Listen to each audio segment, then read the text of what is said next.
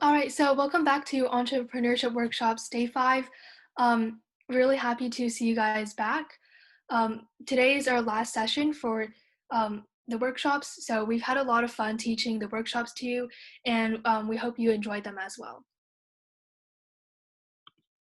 So today's topic is going to be about presentation.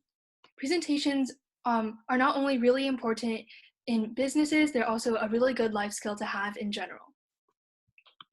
So we're going to start with a short warm-up, and we're going to discuss how are presentations used in daily life and why is having good presentation skills helpful. You guys can share with the group and type your thoughts into the chat. So you guys can think about how you have used presentations in your own life, so at school, and also how it might be used in different situations. Yeah, you can persuade others more easily. Yeah, that's definitely important use of presentations.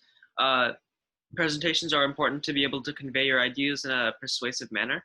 So whenever we're presenting something, it's always important to consider like how our ideas are going to be affecting the audience and if they're like conducive to the goals or the ideas that we want the audience to have by the end of the presentation.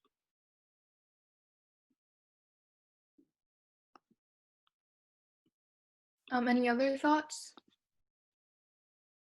For business, also for school presentations, yeah, to help deliver your messages. That's definitely important. First, on the lens of business, oftentimes when you have a company idea, in order to publicize it or to crystallize it in front of investors, you need to deliver a presentation, and your guys are always going to be in one form of or another your guys' ideas for businesses, and also in school, you guys do a lot of them, especially when you guys do research stuff like that. And yeah, they like you said, they can be used to express ideas. It's always important when you're conveying your ideas to try to do so in like the most effective way possible, and presentations are a good example of that. Anyone else would like to share in the chat?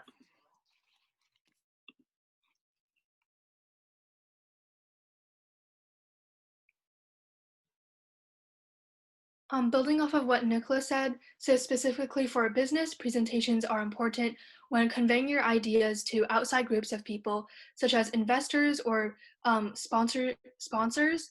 But presentations can also be helpful when communicating to people like inside the team and to update each other on what you've been doing. All right, so let's move on. Presentations are being able to convey yourself and your ideas to a group of people. We're going to cover some tips on how to have an effective presentation and some do's and don'ts. These are general guidelines that people use when presenting, and for each situation, they'll be different, but generally, these are really helpful tips. So you do want to present your key message first and outline its supporting points. So you want to give a brief overview on your topic or your general idea, and then you can go into more detail as you present. Next, it's really helpful to rehearse your presentation. This way you'll feel more comfortable when you actually present. And lastly, it's helpful to include visuals. This way your audience can visualize what you're talking about. Some don'ts are to don't overload your slide with text. So as a listener, when you're listening to someone's presentation, you don't want to be reading at the same time you're listening because it's hard to do these two things at the same time. So generally use bullet points when you can, and you don't have to use full sentences, so they don't have to be like grammatically correct. Just have like the brief points and bullet points like on the slide. Next, try to stay away from using bad or low resolution images because it takes away from the general aesthetic of your slides. Don't abuse charts and graphs. So when you add charts, make sure that you only put a few on each slide, and you must explain them carefully, and so your audience knows what you're talking about. Whenever you're giving like a presentation, you always want to be approaching it from the lens of what would someone who's viewing this presentation think. We always want to be like conscious of what their ideas and like their knowledge is going into the presentation. So say if I'm giving a presentation to a group of like knowledgeable researchers on a topic that I'm researching, and they have like a decent amount of background knowledge of, it's going to be a decidedly different approach as opposed to if I'm giving a topic, I'm giving a talk to some people that like have no experience or knowledge of my topic area. And that's reflected in the visuals that you choose to use and the charts and the complexity of the slides. But as a general rule, we want to keep it simple and relatively easy to understand for the audience. Yeah, exactly. Lastly, try not to read off of your slides. You want to think of it as a conversation or how you would talk when you're speaking to a person.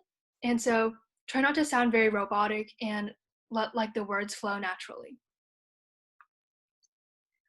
When presenting, starting out, it can be kind of scary or daunting to give a presentation, but something that can really help you are the 5 Ps, which is projection, pace, pitch, pronunciation, and pause. So all of these go into making an effective presentation. First is projection. Speaking too loud or quiet can be a huge factor in the success of your presentation. So if you speak too loud, it'll be uncomfortable for the people sitting in the front row of your presentation. And it also makes you sound aggressive, and that's not what we are going for. However, if you speak too quietly, then not everyone will be able to hear what you're saying. And it also makes you sound timid. And when you speak too quiet, it'll be harder to convey your ideas. And so in a presentation, the first thing you always have to think about is making sure that your audience understands everything that you're saying, and that makes the communication more effective. Also, a lot of times when you're presenting, when you speak too softly or you aren't heard by people throughout the room, it makes it seem like you're less confident on what you're speaking on. So it's always important to be able to project so A, everyone is able to receive the information that you're trying to present, but B, so it seems like you're informed and that you're prepared to speak, even if you not aren't necessarily like confident. It's always important to like project, and because of that, people will think that you're more knowledgeable on your topic. Mhm. So you want to keep your projection in between loud and quiet. So think about making sure that people at the back of the room can hear, but try not to deafen those who are in front. Next is pace. So you want to keep a steady pace in your presentation. If you speak too fast, you'll be difficult to understand and it can dampen your message. So as a listener, if someone speaks too quickly, it'll be harder to follow along their message. So you always want to think about how the audience will react to what you're presenting on stage. However, if you speak too slow, you will seem unconfident and timid, and you can even sound boring to the audience. So try varying the pace to keep things interesting and talk like you would normally in a conversation, and don't let presenting stress you out too much. Yeah, a lot of the times when you're presenting, and I'm personally guilty of this, you speak faster than you would in a conversational like speed. It tends to accelerate things, especially when you're under like nerves or pressure or whatnot. So it's always important, even when you're delivering information relatively fast, because people won't always understand all the words you're saying. When you're delivering information really fast, you want to slow down and like take a pause, and that's very powerful because it emphasizes certain ideas rather than if you're speaking extremely fast, people don't necessarily get all that you're saying. But if you're able to slow down and like emphasize certain passages, the audience is more likely to respond to those ideas.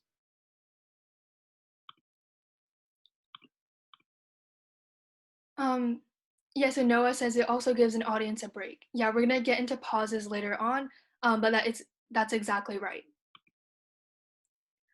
Next is pitch. So nobody likes to hear people talk when they sound unenthusiastic and somewhat boring. As an audience member, if what you're hearing on stage is boring, they'll quickly lose interest and will probably doze off. So as a presenter, you always want to think about how the audience will react. So you can make things more interesting by varying your pitch. So monotonous voices are boring and difficult to listen to. Um, so you can sound like happy or upbeat, or depending on the style of your presentation and the content, you can change your pitch. Lastly, try not to use an upward inflection at the end of your sentences because it makes you sound unsure. So basically, that's like adding a questioning tone at the end of your sentences.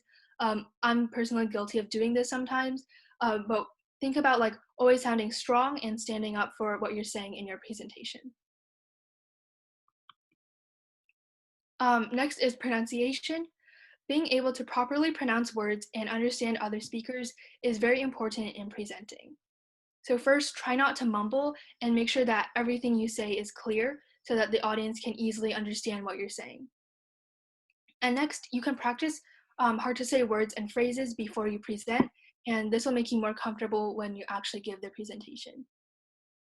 If you do like stumble over your words, I do this a lot. Just move on and don't think of it as too much of a big deal. Yeah, especially if there are passages that may be difficult to pronounce ahead of time. If you know that there's going to be certain words that are going to be a struggle, what you may want to do is slow down when you're going over those passages, especially if they're important. You want to slow down and get it right. It's better to like emphasize certain passages, even if it means going slower than you would like to, in order to get it correct. And you want to practice those ahead of time, so your audience is prepared. Or it's rather so you're prepared to address your audience and get those words correctly the first time rather than having to go over them again while you're speaking. All right, and lastly is pause. So remember to take a breath. It's surprising how many people can talk for an entire presentation without taking a moment to pause. Pausing is important because it helps the audience to absorb the information they already heard. Like Nicholas says, pausing can also help put an emphasis on main ideas. Pausing is also helpful for the presenter because it allows a moment for you to collect your thoughts and prepare for the next session. Lastly, it's better to be silent than to use filler words like and you know. This is pretty difficult. I've had a lot of trouble with this one, so try not to use filler words as much as possible and do your best to sound confident. And even when you do use filler words, something important to consider is that they shouldn't prevent you from the natural flow of your ideas. If they're preventing you from going from point A to point B, then they become restrictive. But the most important thing is that your train of thought is always able to move forward, and it's not being restricted by filler words that are preventing you from like developing your ideas. So even if you do use filler words to a certain extent, I mean, everyone uses them. What we want to be careful of is making sure that they don't prevent you from expanding your ideas and developing your thoughts as you want to. Yeah, exactly. Okay, so now you guys are gonna put these into practice and make your own presentation. So for today's activity, in a maximum of 6 slides, create a Google slide presentation with your group. The topic of your presentation can be anything you want, as long as it's appropriate, such as a place, celebrity, event, object, anything, just use your imagination. And then lastly, you'll present to your counselor.